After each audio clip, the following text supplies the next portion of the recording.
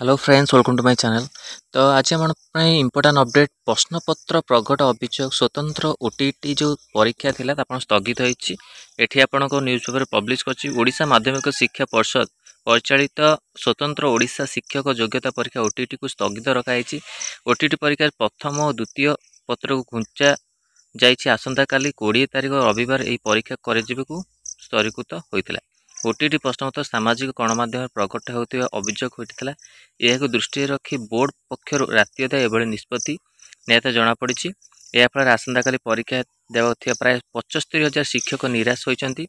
रविवार पूर्वाह्न परीक्षा होगाकू बेले राति अधा बातिल परीक्षा को असुविधार पकाई। मिली सूचना अनुसार प्रश्नपत्र छपा जा मुद्राण स्थल को यह कुआड़े प्रगट होता नहीं विद्यालय गणशिक्षा शिक्षा मंत्री एठारे कई जने अभियोग करते। एने मंत्री आपणकर नहीं आज होता परीक्षा किंतु आपणकर जो स्वतंत्र ओटीटी जो परीक्षा अच्छी ये स्थगित होती।